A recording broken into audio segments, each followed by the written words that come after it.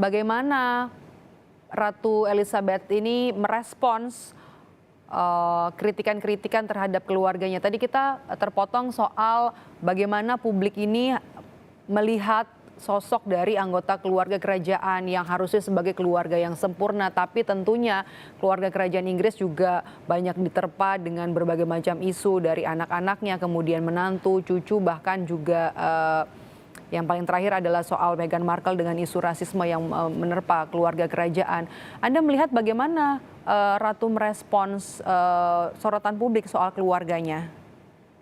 Ya, ini disinilah saya melihat bahwa Ratu Inggris itu sangat seorang wanita yang sangat kuat, seorang istri yang sangat tangguh, dan seorang ibu yang mencoba bisa memahami apa yang terjadi pada anak-anaknya, bahkan sebagai seorang nenek dari cucunya, yang mungkin publik rakyat di Inggris terutama ingin melihat keluarga ini sebagai keluarga yang sempurna, keluarga yang utuh. Namun kembali lagi, mereka ini kan tidak berada di pembuatan film atau televisi gitu ya, serial televisi di mana semua bisa diatur. Masing-masing mereka tentu punya keinginan, punya dinamika dan lain sebagainya. Nah, ini yang terus membuat saya bahwa Ratu mencoba untuk mempersatukan mereka, memberikan image yang baik kepada rakyatnya. Ya, kita bisa tahu bahwa kalau Ratu dengan Pangeran Philip itu bisa menjaga hal tersebut. Tetapi tentu akan sulit kalau misalnya hal yang sama diberlakukan juga kepada putra-putri beliau, bahkan cucu-cucu beliau. Nah, ini yang saya melihat meskipun memang sulit, tetapi beliau bisa dengan baik melakukan berbagai hal. Gosip-gosip tentu ada, dan gosip-gosip itu kemudian menjadi cerita dalam buku, lalu buku cerita-cerita itu kemudian diangkat dalam serial televisi ataupun dalam film gitu ya. Dan kita melihat bagaimana Ratu mencoba untuk tegar dan lagi-lagi berupaya sebisa mungkin bahwa keluarga yang sempurna itu terefleksi ya di depan rakyatnya. Ya, Prof. Nah, ini dia ya. adalah tetap seorang nenek ya untuk di dalam keluarganya, di dalam lingkungan keluarganya. Tapi tentunya bukan seorang nenek yang biasa, karena ia juga merupakan ratu yang memimpin kerajaan dan kemudian juga harus menjaga keharmonisan di mata publik. Jadi kalau selama ini kan yang membandingkan adalah yang di mata publik adalah seorang nenek yang tidak ingin anak-anak cucu-cucunya salah memilih. Kalau orang Jawa bilang bibit bebet bobot, nggak boleh salah untuk memilih pasangan hidup. Kemudian juga ini belajar dari apa yang sudah dilakukan oleh ayahnya Pangeran Harry, Pangeran Charles. Sepertinya dia tidak mau mengulang kesalahan untuk memilih pasangan untuk yang masuk keluarganya atau orang baru yang masuk ke dalam keluarga kerajaan. Begitukah, Prof? Ya, betul sekali. Itu, dan satu lagi adalah image bahwa kalau misalnya ratu ataupun raja, kita tahu dari buku-buku cerita, itu kan selalu ada kata-kata happily ever and after gitu ya. Ya. Mereka hidup dalam sepertinya semua bahagia ya kalau udah di keluarga kerajaan. Ya, tetapi kan kita tahu bahwa apa yang manis katakanlah dalam cerita, dalam buku, ya dalam film-film, itu ternyata tidak terjadi di dalam kenyataan. Dan ini Ratu mampu untuk membuat ya image itu tetap ada di dalam masyarakat. Saya bayangkan tentu ada stres yang sangat luar biasa pada beliau, tetapi beliau bisa berumur panjang sampai dengan usia sekarang 96 tahun, menunjukkan bahwa beliau mampu untuk mengendalikan stres beliau. Beliau mampu mengendalikan stres itu tidak berimbas pada kesehatan beliau. Dan ini sesuatu yang menurut saya sangat luar biasa sebagai seorang ibu ya, sebagai seorang ibu, sebagai seorang nenek yang tidak hanya masalah keluarga yang harus di-manage gitu ya, yang harus dikelola, tetapi juga bagaimana dia bisa mengelola pemerintahan di Inggris, sehingga yang tadi saya katakan bisa merefleksikan bahwa seorang ratu atau raja itu memberikan kesejahteraan bagi rakyatnya. Karena sekali lagi, image yang muncul dari berbagai cerita gitu ya, berbagai film dan lain sebagainya. Kalau cerita atau film kan memang mudah sekali dikendalikan oleh penulis atau oleh sutradara, tetapi kalau dalam kehidupan nyata kan tidak mudah. Dan inilah Ratu Elizabeth berperan sebagai seorang penulis ataupun seorang sutradara bagi keluarga besarnya. Oke, termasuk juga soal kritikan terhadap keluarga kerajaan soal pajak, soal pengeluaran keluarga kerajaan yang dinilai cukup boros, respons dari Ratu Elizabeth II kala Iya, itu. betul sekali. Iya, betul sekali. Memang kita tahu bahwa di dalam masa sekarang ini ratu atau dan keluarganya itu tentu tidak sama dengan pada masa lalu.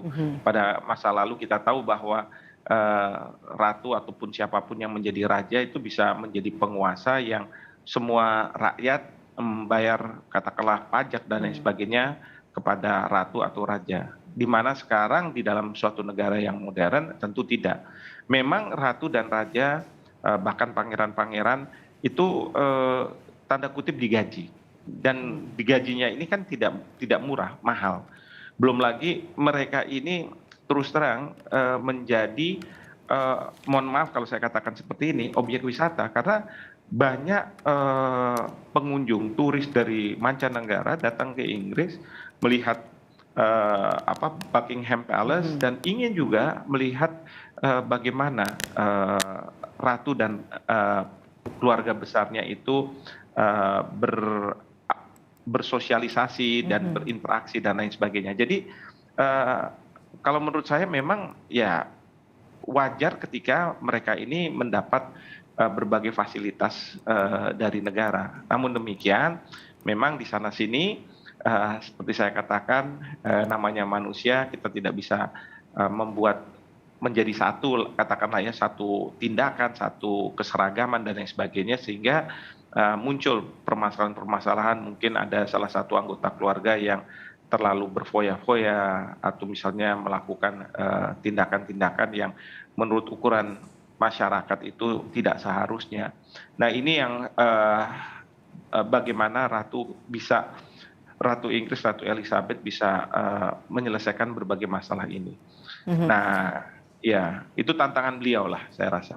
Oke, kalau untuk hubungan Indonesia dan juga Inggris, kita kalau melihat ke belakang ya, pada saat pemerintahan Presiden Soeharto pada tahun 1974, ada kunjungan yang dilakukan oleh keduanya, Ratu Elizabeth II dan juga Pangeran Philip kala itu, disambut meriah bahkan oleh Gubernur DKI Jakarta Ali Sadikin pada saat itu. Kalau melihat dari rentang waktu kunjungan itu sampai dengan sekarang, bagaimana hubungan antara Indonesia dan juga Inggris? Apa yang bisa Anda soroti soal ini, Prof. Hik? Yang pasti kita bukan negara yang pernah dijajah oleh Inggris. Dan yang kedua, kita tentu bukan anggota dari negara persemakmuran. Namun demikian, saya melihat bahwa Inggris punya perhatian secara khusus terhadap Indonesia. Hubungan Indonesia-Inggris sangat luar biasa. Bahkan Inggris tidak hanya melakukan hubungan antar negara, tetapi juga bagaimana hubungan antara negara dengan rakyat di Indonesia, bahkan rakyat Inggris dengan rakyat Indonesia. Bahkan concern pemerintah Inggris terhadap Indonesia sangat luar biasa. Mereka banyak membantu pemerintah kita, termasuk juga mereka menyediakan beasiswa bagi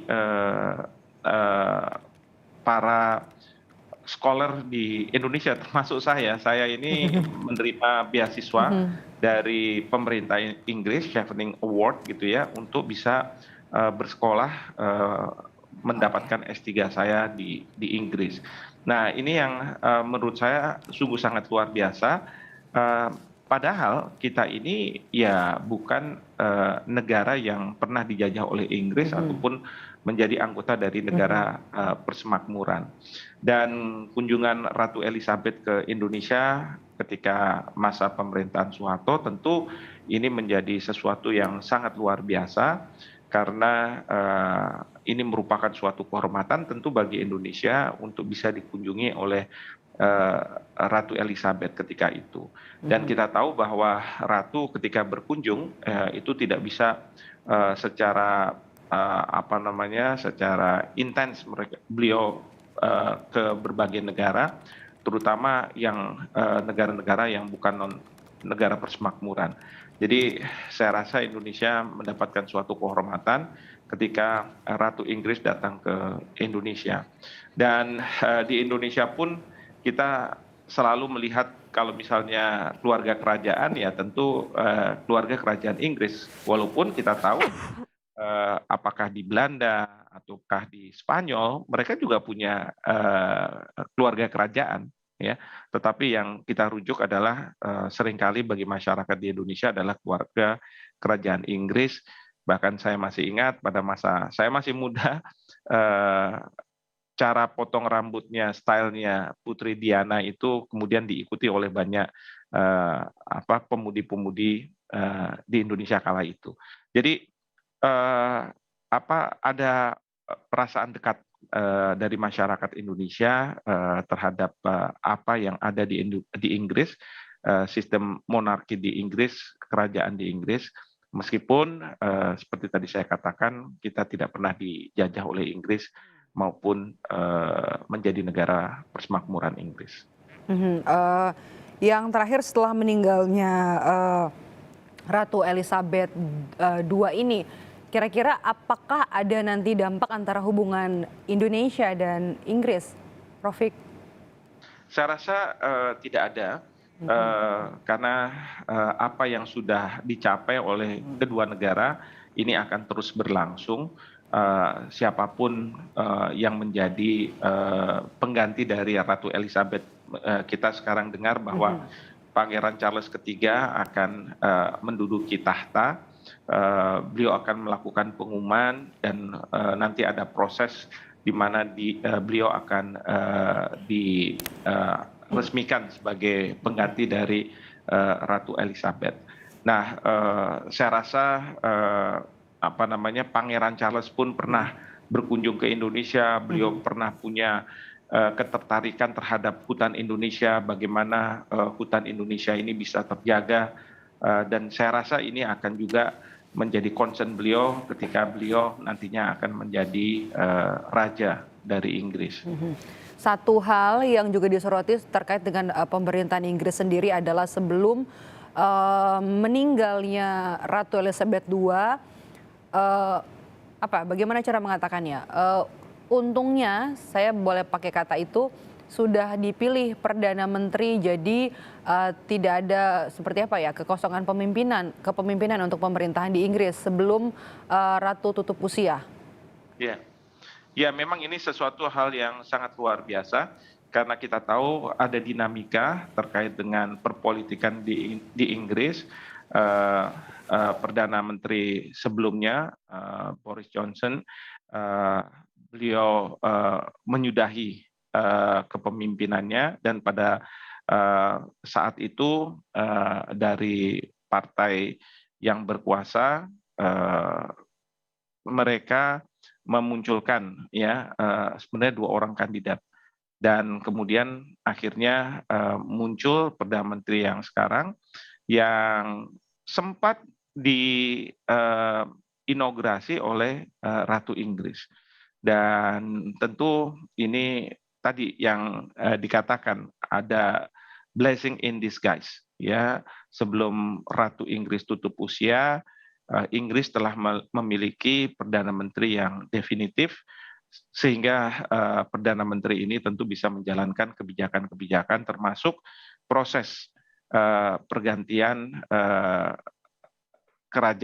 pemimpin kerajaan, yaitu dari Ratu Elizabeth yang baru saja meninggal dunia ke Pangeran Charles. Demikian. Baik, terima kasih ulasannya pagi hari ini terkait dengan apa yang terjadi selama ini di Kerajaan Inggris, termasuk juga masa kepemimpinan dari Ratu Elizabeth II. Prof. Hikmahanto Juwana, pengamat hubungan internasional, sudah bergabung bersama kami. Terima kasih atas waktunya, Prof. Sehat selalu. Terima kasih banyak.